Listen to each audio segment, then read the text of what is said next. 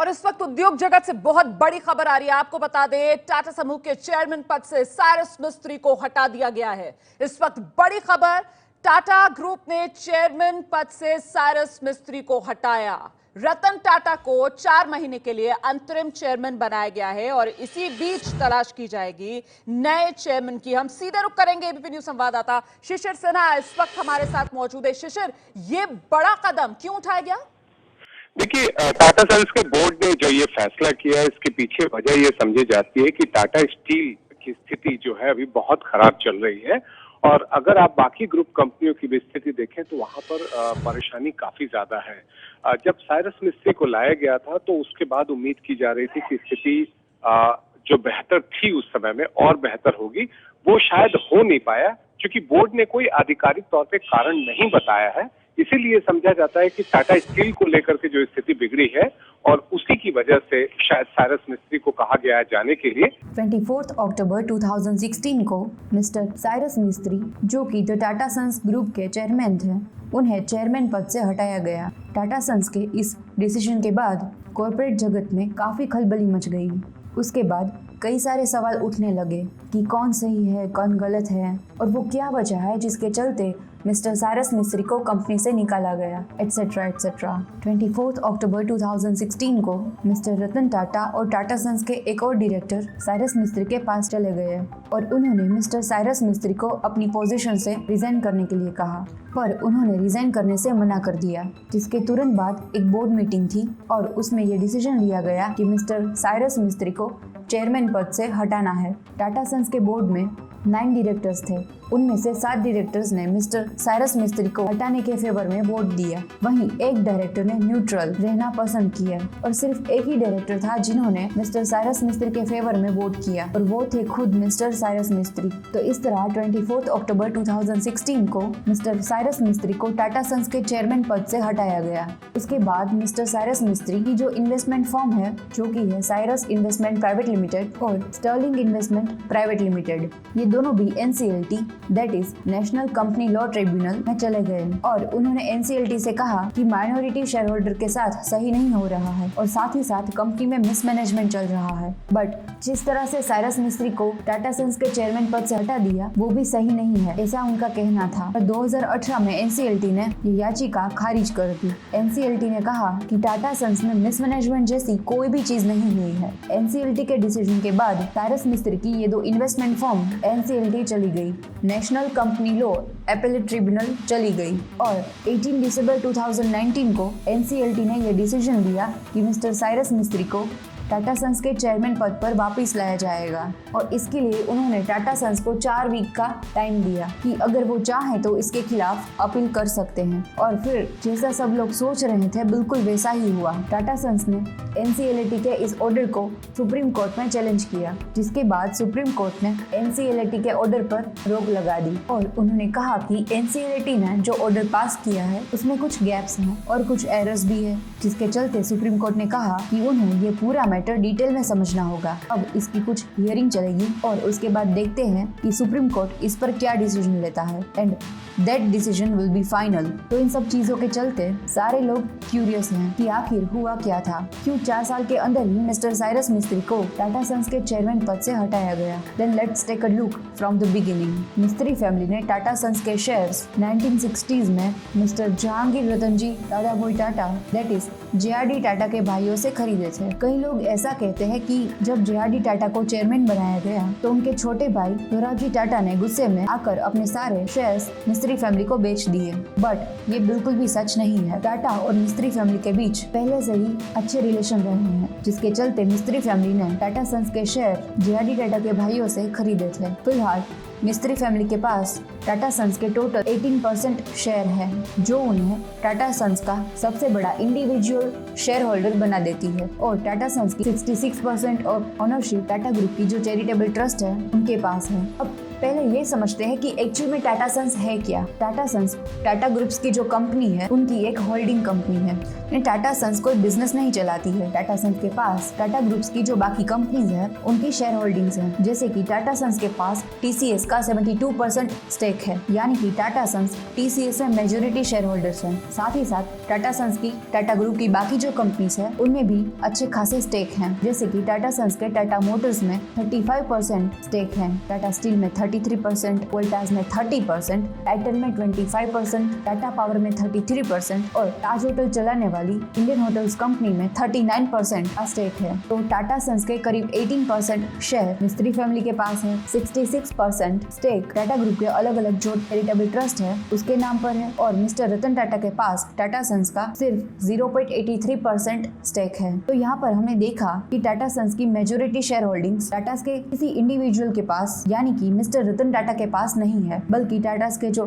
Trust हैं उनके पास है। अगर TCS की बात की जाए तो TCS का मार्केट कैपिटलाइजेशन फिलहाल $100 बिलियन है, यानी कि करीब 7,19,000 करोड़ है। और टाटा ग्रुप की और भी कई सारी कंपनीज हैं जिनका अच्छा खासा मार्केट कैपिटलाइजेशन है। तो अगर ये शेयर होल्डिंग्स टाटा के कुछ ट्रस्ट के बजाय मिस्टर रतन टाटा के पास होती तो वो इंडिया के रिचेस्ट पर्सन होते। इंडिया के रिचेस्ट पर्सन ही नहीं बल्कि दुनिया के टॉप 10 रिचेस्ट पर्सन में आ जाते। अब सवाल ये आता है कि टाटा की जो ट्रस्ट है वो करती क्या है। तो टाटा की अलग अलग ट्रस्ट है, जैसे कि सर दोराबजी टाटा ट्रस्ट जिसके पास टाटा सन्स का 28% स्टेक है, सर रतन टाटा ट्रस्ट जिसके पास टाटा ट्रस्ट का 23% स्टेक है और भी कई सारे ट्रस्ट है, जैसे कि Tata education trust, Tata welfare trust, JRD Tata trust and etcetera. ये सारी की सारी ट्रस्ट अलग अलग काम करती है, जैसे कि हॉस्पिटल्स चलाना, एजुकेशन सेंटर चलाना, रूरल एरिया के जो स्टूडेंट्स हैं, बच्चे हैं, या फिर उन स्टूडेंट्स को जिन्हें आगे पढ़ने में दिक्कत आ रही है उनको स्कॉलरशिप प्रोवाइड करना एक्सेट्रा। तो टाटा हमेशा चाहते थे कि उनके बिजनेस से जो भी प्रॉफिट जनरेट होगा उसे सोशल वर्क के लिए यूज़ करा जाए ताकि इंडिया एक खुशहाल देश बन पाए। तो टाटा ग्रुप्स की जो वैल्यूज हैं वो उनके लिए बहुत मायने रखती है। तो चलो बात करते हैं उन रीजंस की जिस रीजन की वजह से मिस्टर रतन टाटा और साइरस मिस्त्री के बीच दरारें आई और जिसके चलते टाटा सन्स को मिस्टर साइरस मिस्त्री को चेयरमैन पद से हटाना पड़ा। बेसिकली 3 मेन रीजन थे जिसकी वजह से टाटा सन्स ने ये डिसीजन लिया, जिसमें से सबसे पहला रीजन है टाटा पावर और वेल्सपुन के बीच में हुई डील। टाटा पावर ने 2016 में वेल्सपुन रिन्यूएबल एनर्जी को 9,249 करोड़ में अक्वायर कर लिया। इस डील की साइज काफी बड़ी थी। फॉर एग्जांपल अगर टाटा पावर के मार्केट कैपिटलाइजेशन की बात करी जाए तो वो उस टाइम 18 से 20,000 करोड़ के बीच में थी और इस डील की साइज करीब 9,000 करोड़ थी। तो साइज के हिसाब से डील काफी बड़ी थी। लेकिन इस डील के बाद टाटा सन्स जो कि टाटा ग्रुप की कंपनीज की होल्डिंग कंपनी है उसके बोर्ड के सामने नहीं लाई गई। टाटा पावर पिछले कुछ सालों से अच्छा परफॉर्म नहीं कर पा रही थी और उसके बीच में इतनी बड़ी डील और वो भी टाटा सन्स की बोर्ड के सामने ना लाना,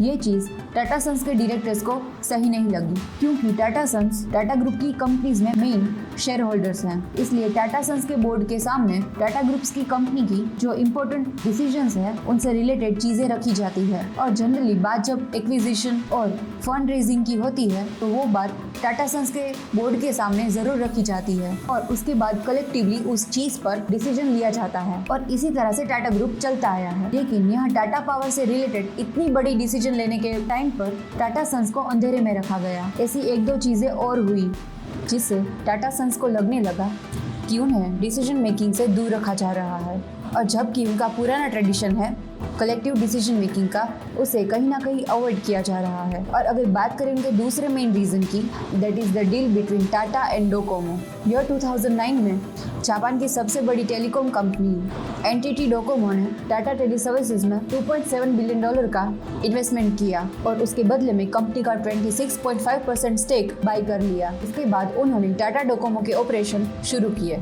इस डील में कुछ अग्रीमेंट्स हुए और कुछ कंडीशन भी रखी गई। वो कंडीशन कुछ इस तरह थी। कंडीशन ये थी कि अगर कंपनी का ऑपरेशन बहुत ही सही तरीके से चलता और अगर सर्टेन टारगेट्स पूरे कर लेता है तो आफ्टर 5 इयर्स कंपनी अपना स्टेक बढ़ाकर 51% कर लेगी। लेकिन अगर कंपनी का परफॉर्मेंस खराब हो जाता है और जो डिसाइड किए हैं वो पैरामीटर्स और टारगेट्स अचीव नहीं हो पाते तो टाटा को एनटीटी डोकोमो के शेयर्स के लिए कोई बायर ढूंढना होगा या फिर उनके शेयर्स आधी प्राइसेस यानी कि हाफ प्राइस में बाय करने पड़ेंगे। यानी कि एनटीटी डोकोमो का जो टाटा टेली सर्विसेज में स्टेक है वो $1.3 बिलियन के करीब उनको बाय करना पड़ेगा। अनफॉर्चुनेटली टाटा टेली सर्विसेज ने 5 ईयर के सेट किए गए टारगेट्स को अचीव करने में फेल हो गई, जिसके बाद अब टाटा टेली सर्विसेज के पास 2 ऑप्शन थे, या तो एनटीटी डोकोमो के शेयर्स के लिए कोई खरीदार ढूंढे या फिर वो स्टेक हाफ प्राइस में बाय कर लेना। अब क्योंकि कंपनी अच्छे खासे लॉस में चल रही थी, इसलिए टाटा टेली सर्विसेज उन शेयर्स के लिए कोई खरीदार नहीं ढूंढ पाया। अब उनके सामने दूसरा ऑप्शन था कि वो शेयर्स को हाफ प्राइस में बाय कर लिया जाए, यानी कि करीब $1.3 बिलियन में बाय कर लिया जाए। लेकिन उससे कुछ ही दिनों पहले आरबीआई यानी कि रिजर्व बैंक ऑफ इंडिया के रूल्स बदल गए थे। आरबीआई के नए फॉरेन इक्विटी रूल्स के अनुसार कोई भी बाहर का इन्वेस्टर पहले से डिसाइड की हुई प्राइस पर शेयर्स नहीं बेच सकता। तो आरबीआई ने टाटा टेली सर्विसेज को ये क्लियर कर दिया, अगर आपकी प्राइसेस पहले से ही डिसाइडेड है और वो प्राइस करंट की प्राइसेस यानी कि फेयर वैल्यू से ज़्यादा है, तो आप उस शेयर्स को एनटीटी डोकोमो से नहीं बाय कर सकते। उसके बाद टाटा टेली सर्विसेज ने PwC यानी कि that is price Waterhouse Cooper से एक वैल्यूएशन निकाला, जो कि उन्होंने DCF method that is discounted cash flow method से निकाला था। उसके अनुसार टाटा सर्विसेज का जो वैल्यूएशन निकल के आ रहा था वो बहुत ही ज़्यादा कम निकल कर आ रहा था, जिस पर डोकोमो बिल्कुल भी राज़ी नहीं हुई, क्योंकि डोकोमो का यह कहना था कि अगर हमारी एग्रीमेंट हुई है और आप उसी एग्रीमेंट के अनुसार हमें पे करेंगे। तो आरबीआई और टाटा टेली सर्विसेज से आए इस रिप्लाई के बाद NTT Docomo international arbitration court के पास चला गया और वहां पर जाकर उन्होंने ये सारी चीज़ें उनको बताई, जिसके बाद इंटरनेशनल आर्बिट्रेशन कोर्ट में एनटीटी डोकोमो जीत गया और फिर इंटरनेशनल आर्बिट्रेशन कोर्ट ने टाटा टेली सर्विसेज को ये पेमेंट करने को बोला। तो इस डिसीजन के बाद NTT Docomo Delhi high court में गया ताकि उन्हें पेमेंट मिले। फिर बाद में एनटीटी डोकोमो को $1.27 बिलियन पे करने पड़े और फिर जाकर मामला सेटल हुआ। जब टाटा टेली सर्विसेज कह रही थी कि आरबीआई के नए रूल्स के अनुसार वो उन्हें पेमेंट नहीं कर सकती, तो उस पर एनटीटी डोकोमो ने बार बार उनको कहा कि इसके अलावा भी कई और सारे अलग अलग तरीके हैं जिसके जरिए आप ये अग्रीमेंट ऑनर कर सकते हो।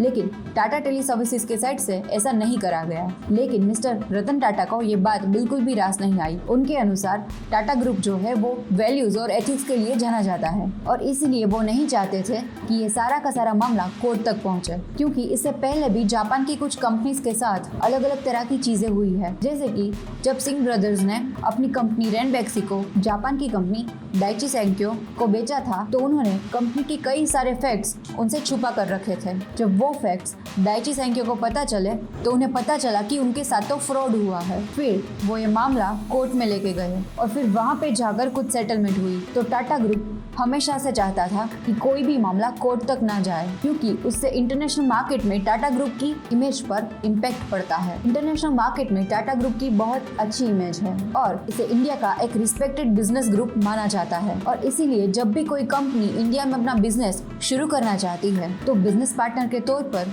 उनकी सबसे पहली पसंद टाटा ग्रुप ही रहता है। इसलिए मिस्टर रतन टाटा और टाटा सन्स के डायरेक्टर्स चाहते थे कि मिस्टर साइरस मिस्त्री को इस मामले में पहले ही दखल देनी चाहिए थी और ये मामला कोर्ट तक जाने से रोकना चाहिए था, लेकिन ऐसा नहीं हुआ। और उसके बाद थर्ड मेन इंपॉर्टेंट रीजन है कॉन्फ्लिक्ट ऑफ इंटरेस्ट। जब मिस्टर साइरस मिस्त्री टाटा सन्स के चेयरमैन बने तो उनके सामने एक कंडीशन रखी गई थी कि वो जो अपना फैमिली बिजनेस है यानी कि टापोजी पालनजी ग्रुप का जो बिजनेस है उससे टाटा सन्स से ऑलवेज अलग रखेंगे, ताकि वहाँ पर कोई भी कॉन्फ्लिक्ट ऑफ इंटरेस्ट ना आए, क्योंकि शापूजी पालनजी ग्रुप मिस्टर साइरस मिस्त्री का फैमिली बिजनेस था और वहीं उस टाइम पे वो टाटा ग्रुप भी चला रहे थे। मिस्टर रतन टाटा ने बार बार उनसे मैसेज क्लियर कर दिया था कि उनके फैमिली बिजनेस में और टाटा ग्रुप के बिजनेस में कोई भी कॉन्फ्लिक्ट ऑफ इंटरेस्ट ना आए और इसी के चलते अक्टूबर 2013 में मिस्टर साइरस मिस्त्री ने सारे ग्रुप की कंपनीज को लिखा कि टाटा ग्रुप की कंपनीज शापूजी पालनजी ग्रुप की कंपनी के साथ बिजनेस नहीं करेगी। लेकिन इसके बावजूद भी टाटा सन्स का उनके ऊपर ये आरोप है कि मिस्टर साइरस मिस्त्री के चेयरमैन होने के बावजूद भी टाटा ग्रुप के कुछ कॉन्ट्रैक्ट्स शापूजी पालनजी ग्रुप को गए हैं। वैसे मिस्टर रतन टाटा ने मिस्टर साइरस मिस्त्री पर कॉन्फ्लिक्ट ऑफ इंटरेस्ट का जो ये आरोप किया है ये मिस्टर साइरस मिस्त्री ने फिलहाल खारिज किया है और बाकी की चीजें तो सुप्रीम कोर्ट के डिसीजन में ही पता चलने वाली है। JRD टाटा कहते थे that it's ethics and values of Tata groups that should remain constant through out, यानी कि टाटा ग्रुप्स के जो एथिक्स और वैल्यूज हैं वो ऑलवेज एंड ऑलवेज कांस्टेंट रहना चाहिए। और इन्हीं चीज़ों को लेकर मिस्टर साइरस मिस्त्री और मिस्टर रतन टाटा के बीच प्रॉब्लम्स आने लगी और शायद इसी के चलते टाटा सन्स के एक भी बोर्ड मेंबर ने मिस्टर साइरस मिस्त्री के वोट के फेवर में वोटिंग नहीं की। So I hope you guys like this case study. Stay tuned for the next one. अगर आपको ये वीडियो पसंद आई है तो इस वीडियो को लाइक एंड शेयर करें और आगे ऐसी ही इन्फॉर्मेटिव केस स्टडीज देखने के लिए हमारे चैनल को सब्सक्राइब करें। Press the bell icon to get all the notifications. Short videos देखने के लिए हमें इंस्टाग्राम पे फॉलो करें। हाथ बढ़ाओ, व्यापार बढ़ाओ। डाउनलोड फायदे प्रो नाउ।